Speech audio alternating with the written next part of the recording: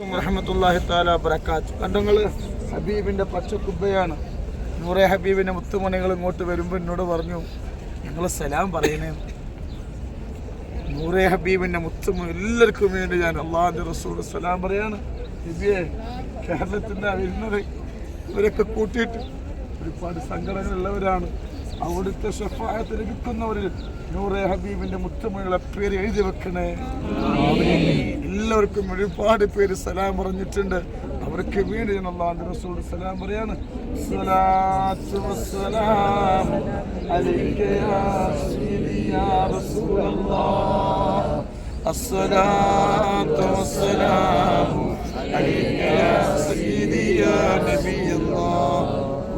501 രൂപ ഞാൻ ചോദിച്ചു എൻ്റെ കൂടെ പറപ്പിങ്ങളോട്. എല്ലാവരും എനിക്ക് തന്നു, അത് കുറച്ചും തന്നു. ആ പൈസ കൊണ്ട് അവരെ കൊടുക്കണം. ആരൊക്കെ സഹായിച്ചിട്ടുണ്ടോ അവർക്ക് ഉംറ ചെയ്ത ഫദ്വ നൽകണേ അല്ലാഹ്. ഉംറ ചെയ്ത ഫദ്വ നൽകണേ അല്ലാഹ്.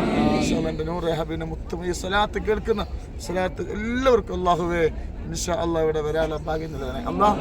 ഓടാനക്കോട് സ്വലാത്തുമായി വന്നിട്ടുണ്ട്. ഇൻഷാ അല്ലാഹ് ഇന്ന് ളുഹ്ർ നിസ്കാരത്തിന് ശേഷം ഹബീബിന്റെ റൗള ഷരീഫിന്റെ ഉള്ളിൽ വെച്ചിട്ട് മാ ബൈന ബൈതി മിമ്പറി റൗദത്തുമിൻ അവിടെ വെച്ചിട്ട് ഇൻഷാ അല്ലാഹ് സലാത്ത് റസൂലുള്ളാഹിക്ക് സമർപ്പിക്കും. ആ സലാത്ത് ചൊല്ലിർക്കൊക്കെ അല്ലാഹു അർഹമായ അല്ലാഹു നൽകട്ടെ.